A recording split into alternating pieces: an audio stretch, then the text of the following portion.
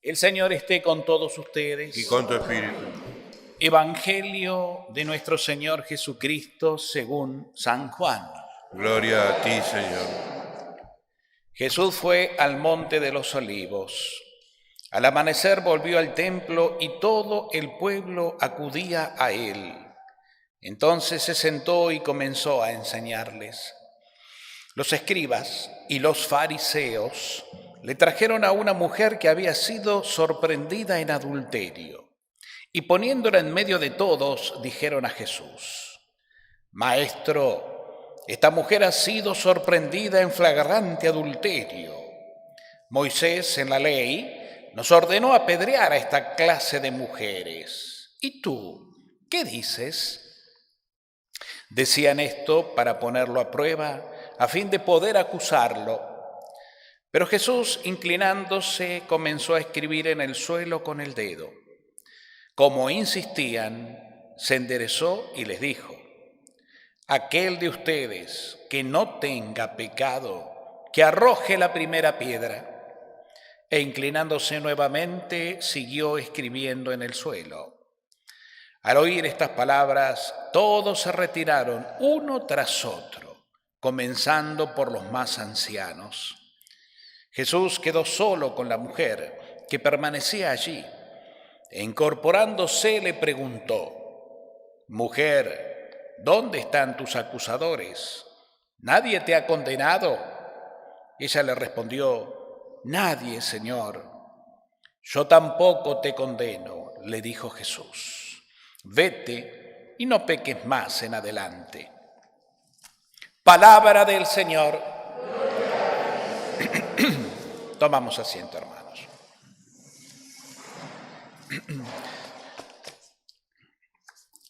Es increíble, pensaba en estos días, sobre todo cuando meditaba un poco estos textos del domingo, que ya estamos en el quinto domingo, inaugurando la quinta semana de Cuaresma. Qué rápido pasa el tiempo.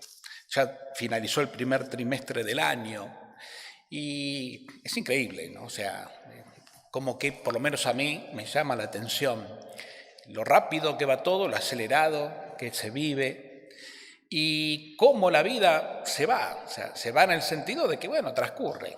El tiempo no se detiene, ¿no? Pero el Señor también entendía, nos sigue llamando, como que nos sigue, y esto es una constante en Dios, ¿no? Nos sigue tocando el corazón, golpeando el corazón y llamándonos a Él, para que más allá de los acontecimientos de la vida que pasan, y del tiempo que no se detiene, sepamos nosotros detenernos en el tiempo de Dios. Ustedes saben que hay una diferencia entre el tiempo del mundo, tiempo, espacio, eso que maneja o marca el reloj y el almanaque, y el tiempo espiritual,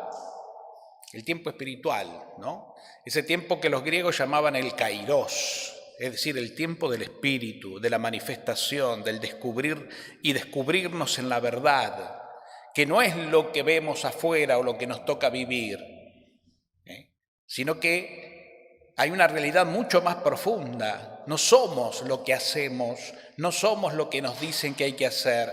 El hombre no es el hacer y nos hemos identificado con el hacer. Tal vez por eso se nos vaya tan rápido el tiempo, porque hay que hacer y siempre hay que hacer, tenemos que hacer. La vida se impone, hay que salir a trabajar, hay que llevar a los chicos al colegio, hay que llevarlos al gimnasio, hay que hacerlo esto, hay que hacer. Uno se despierta pensando qué tiene que hacer. Y el tiempo no alcanza. Llegamos a la noche diciendo, sí, hice un montón, pero todavía me quedó por hacer. No me alcanzó el tiempo para. Y esa realidad del tiempo cronológico, el cronos, del hacer, nos va quitando, sin darnos cuenta, el poder entrar en el otro tiempo, que no se mide con el reloj, sino es una experiencia. Y yo creo que la Cuaresma, si hablamos de preparación a la Pascua, en la oración, en la entrega, en el silencio, para poder escuchar mejor y contemplar la palabra, un poco tiene que pasar por ahí. Como toda la vida del cristiano tiene que pasar por el tiempo espiritual. Ese tiempo al cual todos estamos invitados por Dios a descubrir. Solemos decir, a veces, ¿no?, al pasar, que nosotros tenemos nuestros tiempos, pero Dios tiene el de Él. Uno le puede pedir cosas a Dios o esperar determinadas cosas, pero no llegan siempre cuando uno quisiera, sino cuando Dios dispone. El hombre propone, Dios dispone. Es otro tiempo, es otra manera, pero es la manera. El gran secreto, que es un arte, es poder entonces cómo combinar en nuestra vida cotidiana esas dos realidades. El cronos, del deber ser, y el kairos, la experiencia del misterio, de la cual yo soy parte. Vengo de un misterio. Dios me ha creado. Mi vida no es una casualidad, es una voluntad de amor. Y en esa voluntad de amor Dios me sigue creando y recreando todos los días, porque es un Padre que nos da vida permanentemente. Pero eso lo podemos percibir en la medida en que nosotros nos animemos justamente a cortar en algún momento del día nuestra alocada carrera del hacer para poder en el silencio, en la quietud, en la intimidad cerrar los ojos y hacer ese camino al corazón. Como quien viene al templo y va en busca del sagrario, ¿no? Porque ahí está el Señor. Y me arrodillo ante Él en silencio y me quedo unos minutos así en contemplación, en adoración y abriéndole mi vida. Eso tiene que hacerse todos los días y no es necesario venir al templo, si se pudiera, bárbaro, pero con que cierres la puerta de tu cuarto, como dice Jesús, y estés en lo secreto con tu Padre que ve en lo secreto te bendecirá. ¿Y esa bendición qué significa? Encontrarte. ¿Qué mayor bendición que encontrarme con el amor? ¿Qué mayor bendición que poder descansar en Dios? Que poder vaciarme de Él, entregarle, compartirle mi vida, mis tensiones, mis preocupaciones, mis angustias, mis limitaciones, mis propios pecados inclusive, Señor, que son fruto de mi inestabilidad humana, de mi fragilidad humana. Y entender en todo eso que Dios me comprende, me recibe y me ama. Comprender que Dios está más allá de mis criterios, porque hasta nosotros nos han enseñado una religión donde nos armamos criterios de Dios y definimos a Dios como el Padre que premia o castiga según mi conducta, por ejemplo, ¿no? O que Dios me va a querer más si yo soy más bueno. Y entonces se nos ha llevado también a hacer a vivir una vida espiritual desde el hacer. Y yo tengo que hacer. Dios me pide que haga caridad, que vaya a misa, que me confiese, que rece. Me pide, tengo que hacerlo. Y cuando lo hago, más o menos me quedo contento. Porque bueno, dejo en paz mi conciencia. Pero no me encontré con Dios. Pero no intimé con Él. Porque no es la manera. Es una paz pasajera, por así decirlo. Y después vuelve todo lo mismo. El tema es otro. Es caminar hacia el interior permanentemente, sabiendo que Dios me espera en mi corazón siempre para abrazarme y que no me pide cuentas de lo que hago, sino me ama por lo que soy. Dios no puede dejar de amarme porque Dios es amor. Y entender eso, entenderlo desde la experiencia de saberme amado, es el camino, es la manera, es la vida espiritual. Todo ser humano tiene que tener vida espiritual, hermanos, y tiene que madurar su vida espiritual, crecer en ella. Todo. Digo todo porque a veces creemos que solamente los consagrados, los curas, las monjas que para eso dedicaron su vida, son los que profundizan la espiritualidad. Pero nosotros, pobres cristianos, pobres hombres y mujeres que tenemos que estar en la calle, en el mundo, en el laburo, y no es para nosotros. Y sin embargo eso es un grave error. Las vocaciones son diferentes, las misiones serán distintas, pero el llamado es el mismo. Dios nos llama a todos a esto, a vivir en el amor. Un amor, insisto, que es vida misma, que no es el sentimiento, el afecto, la pasión, eso es más humano, sino esto es vida misma. Y hoy yo creo que justamente en este quinto domingo de Cuaresma, tal vez sí tendríamos que ponerle un título a las tres lecturas como idea principal, pasa por acá. pasa por esto mismo, fíjense ustedes. Un Dios enamorado, por lo cual misericordioso, paciente, que siempre te va a dar una nueva oportunidad porque Él conoce tu fragilidad y te ama como sos.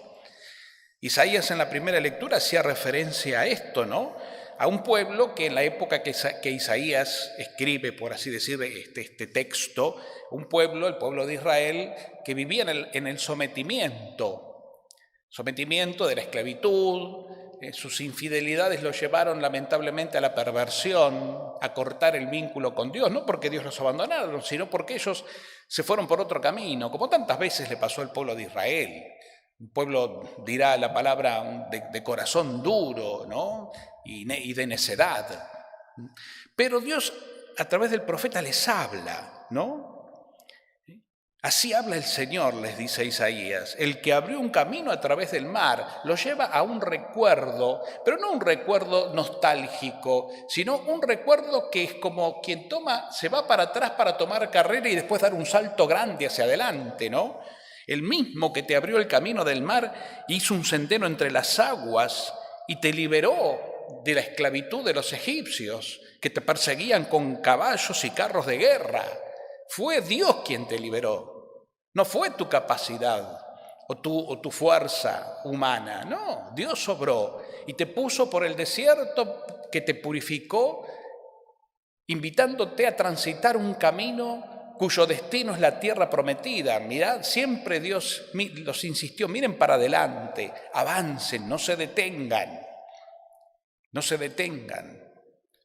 Entonces les dice, ¿no se dan cuenta entonces que aún en este momento de opresión que están viviendo, porque ustedes se lo buscaron, sin embargo yo sigo estando con ustedes? Estoy por hacer algo nuevo y ya está germinando. ¿No se dan cuenta? Volveré a poner un nuevo camino en el desierto. Volveré a poner ríos en la estepa. Les voy a devolver la fecundidad que perdieron. Y ustedes me glorificarán junto con toda la naturaleza, porque ese soy yo, un Dios bueno. Recuerden eso. Y en el Salmo justamente se nos invita a eso. Grandes cosas hizo el Señor por nosotros. Grandes cosas hizo el Señor por nosotros. Hasta los mismos paganos que nos ven dicen, pero ¿qué Dios tienen estos, che? El Señor hace grandes cosas por ellos. Por eso están rebosantes de alegría. Él cambia nuestra suerte. Y pone un texto interesante este versículo, ¿no? Los que siembran entre lágrimas cosecharán entre cantares. Profundo. La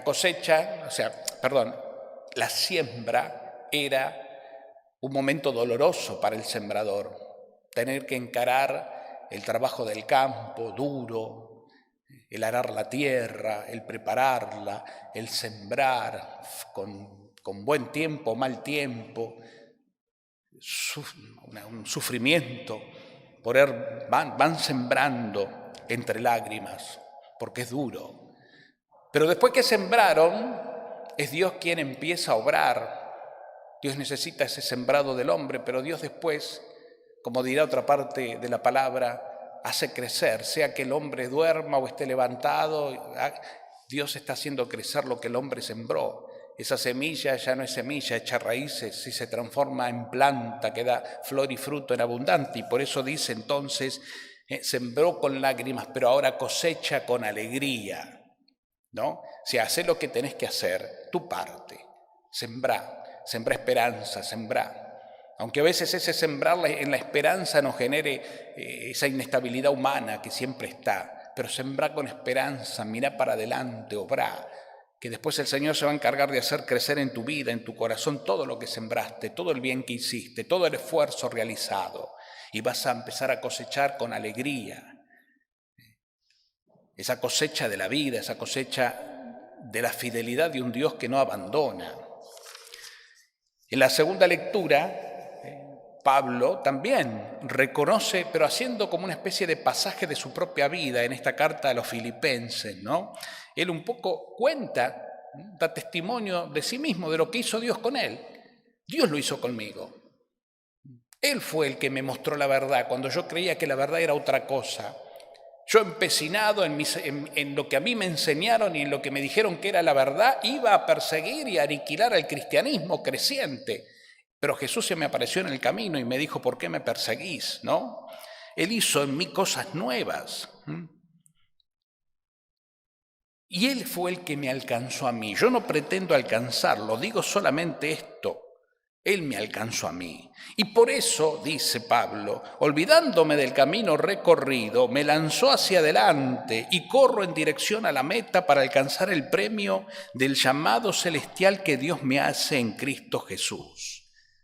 Él me alcanzó y yo me dejé alcanzar. Y lo que hice atrás, lo tengo simplemente como una experiencia del pasado, ya no me interesa. Pablo hace referencia a que él aprendió mucho, que él estaba muy bien formado como fariseo, en la ley, un hombre inteligente, que hablaba muchas lenguas, mucha esperanza tenían sus maestros en él, y él estaba muy fanatizado en sus creencias como fariseo, en su preparación. Por eso va a perseguir al cristianismo, considerando el cristianismo que crecía en aquel entonces era peligroso, eran todos unos herejes que había que aniquilar. Y sin embargo, en ese camino Jesús se le aparece y le cambia la vida. Por eso él dirá después, con el paso del tiempo, en una maduración, en un kairos, en un tiempo espiritual, dirá, todo lo anterior lo tengo por basura con tal de ganar a Cristo. Ese mismo Cristo que se adelantó y Él me eligió, Él me alcanzó, ¿no? Y en el Evangelio, hoy se nos presenta este texto otra vez, donde, como el domingo pasado, el punto está en la misericordia de Dios, ¿no? Yo elegí algo que quería compartir con ustedes que me parece realmente maravilloso, de un padre espiritual, haciendo un comentario sobre este texto, sobre esta homilía, ¿no? Y dice así, en este relato que escuchamos de la mujer adúltera, ¿no?, se destaca de manera clara el fariseísmo de los acusadores que se creían intachables. A Jesús le querían poner una trampa y le llevan a esta pobre mujer porque la ley que decía que si una mujer es pescada en adulterio, la ley dice que tiene que ser apedreada. El adulterio nos lleva a pensar siempre en un pecado sexual y sin embargo no tenía nada que ver. Para los judíos no había problema desde ese punto de vista. El problema era otro. Una mujer casada o comprometida ya era propiedad del marido. Y si otro estaba con ella, usurpaba la propiedad ajena. De ahí la ley y de ahí la pena, ¿no? Si los pescaron infragantis, dice, ¿dónde está el hombre? Mostrando que este relato busca otra cosa. La ley manda matar a ambos. Se considera adulterio en relación de la relación de un hombre con una mujer casada, no con una soltera. Se trataba de un pecado contra la propiedad porque la mujer se consideraba propiedad del marido. Una cultura machista.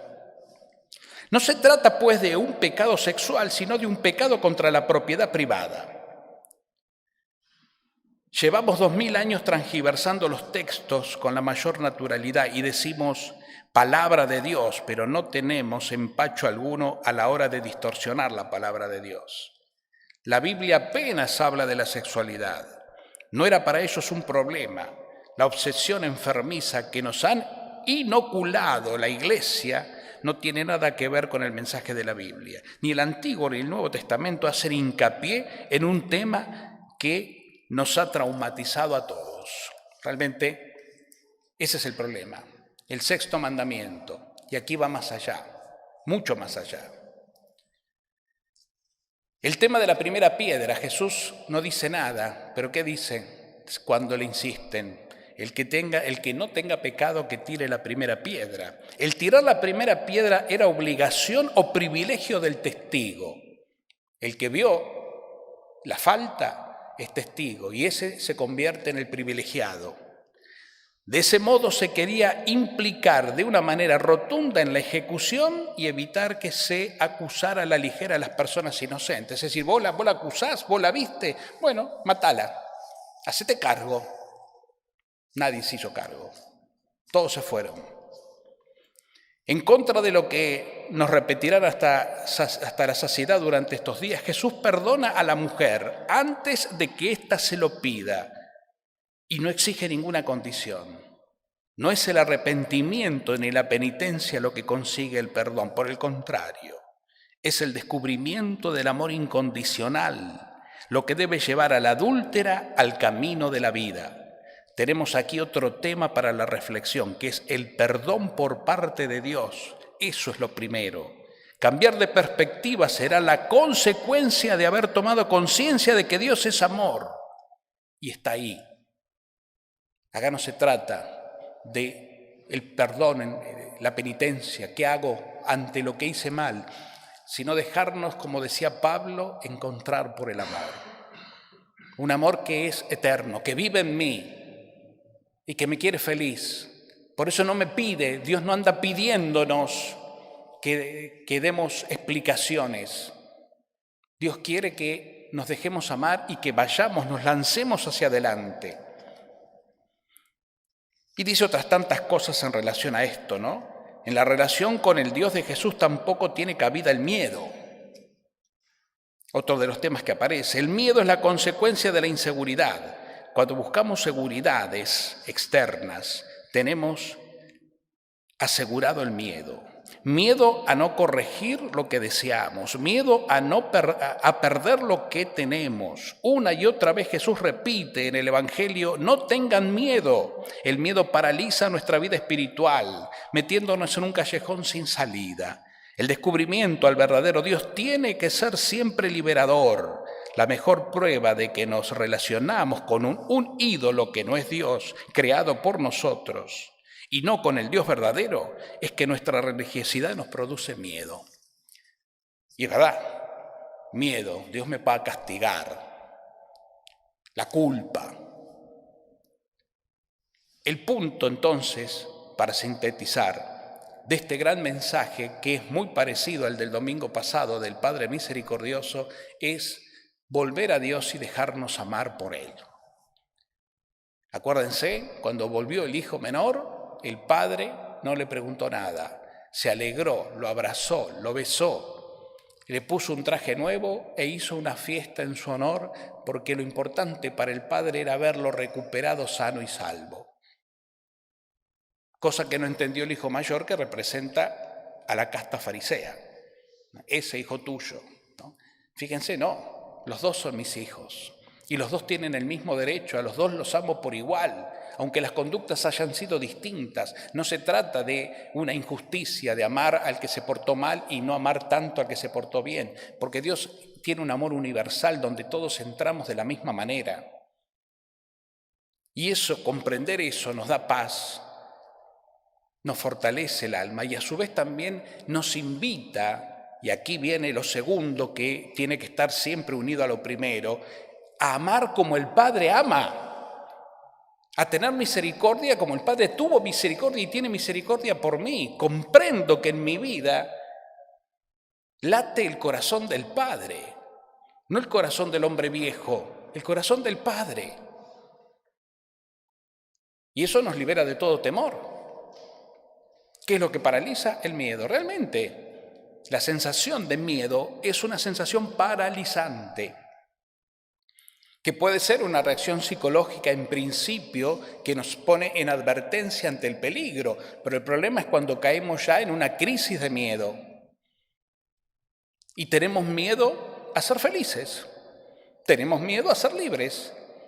Es como el pajarito que fue siempre criado en cautiverio y uno le abre la jaulita y el pajarito no vuela. Y uno quiere que se vaya, que quién sabe, se me ocurrió, bueno, que sea libre, y el pájaro no sale.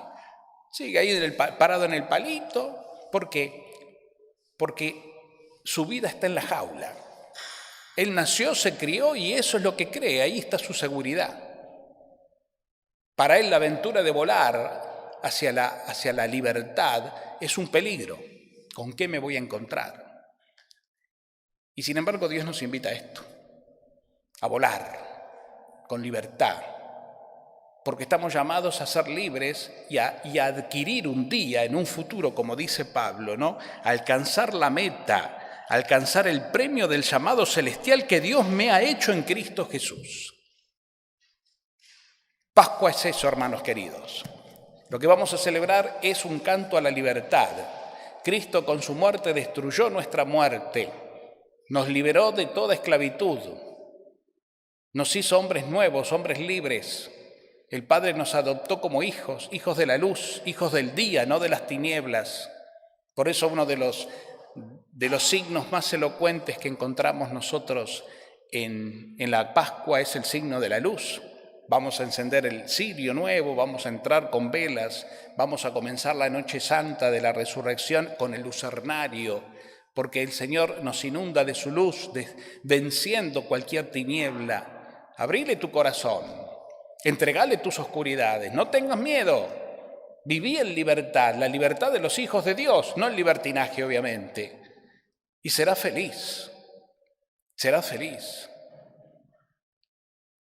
Es cierto, venimos cargando durante mucho tiempo en una formación religiosa un poco todas estas premisas del deber ser y de la culpa. Bueno, el Señor se nos está manifestando en un tiempo nuevo del Espíritu, donde nos lleva al rescate. Ustedes son mis hijos, yo soy su Dios. No tengan miedo, como dice la primera lectura, estoy haciendo cosas nuevas. ¿No se dan cuenta todavía? Y no, tal vez no, porque estamos muy pendientes del mundo. Métanse para adentro y dense cuenta, estoy haciendo en tu vida algo nuevo. Te estoy reconstruyendo, te estoy sanando. Viví una vida, animate a una vida de fe, sin cadenas, sin miedos. Hermanos queridos, demos gracias al Señor entonces, realmente, darle gracias, ser agradecidos, porque Él nos quiere así felices y libres. Y sigamos caminando en esto que todavía nos queda de Cuaresma, en poder profundizar en nuestra vida personal, en nuestra vida de oración, este misterio. Profundizalo. Cuando te pongas a rezar, cerrá tus ojos y más allá de lo que le quieras pedir o lo que necesites pedirle, que está bien, metete en el silencio y decirle, Padre, estoy acá. Y lo que quiero sentir es lo que tengo que sentir. Tu misericordia. No, Dios no te condena, no me condenás, me amás, me comprendés, me limpiás, me renovás. Estás haciendo en mí cosas nuevas, maravillosas. Dame la gracia de darme cuenta, Señor, de percibirlo con mi corazón, porque cuando lo percibo en mi corazón, mi vida cambia. Cuando Jesús le dice a esta mujer, nadie te condena, bueno, yo tampoco, vete en paz y no peques más. No es que le está poniendo una norma moral, ahora sé una buena persona, no. Le está diciendo, viví una vida, si te encontraste con el amor, y se encontró con el amor misericordioso del Padre manifestado en Jesús, ahora anda a vivirlo, a disfrutar, date cuenta que sos una mujer nueva, una persona nueva. La tradición dirá por ahí que esta mujer después se convierte en discípula y forma parte del grupo de los seguidores de Jesús, podrá ser. ¿Por qué? Porque se encontró con la misericordia, con aquel que le cambió la vida. No la condenó, ni le pidió explicaciones, sino le reveló el amor del Padre, le reveló su identidad. Vos no sos un ser creado para la manipulación de otros. Vos sos un ser nuevo, hija de Dios Padre, con dignidad, con libertad. El Señor te enaltece. No vuelvas a pecar, no te metas en cosas que te hacen daño. Porque si Dios te creó para ser feliz, ¿para qué te vas a autocondenar? Vete en paz. Hoy nos dice a todos esto nos lo dice el Señor, lo mismo. Hermano, hermana mía, salgamos de esta misa después de celebrar la Eucaristía dominical y de compartir la mesa, de alimentarnos con estos platos fuertes de la palabra y de la Eucaristía. Volvamos renovados y volvamos a vivir con dignidad. Esa dignidad que nada ni nadie nos puede arrebatar, porque es la dignidad de ser hijos de Dios. Volvamos con dignidad. Viví tu identidad. No peques. ¿Qué significa? Déjate amar. Y quien experimenta el amor no va a hacer otra cosa. El no pecar no significa, insisto, en hacer esfuerzos para ser más buenitos. No se equivoquen. El no pecar es una consecuencia de una experiencia de amor infinito, de alguien que me ama como soy, que no me pide explicaciones, que me bendice siempre y con el que puedo contar incondicionalmente en todo momento y lugar. Si así lo creo, mi vida tiene paz y no tengo miedo. ¿A qué? ¿A qué?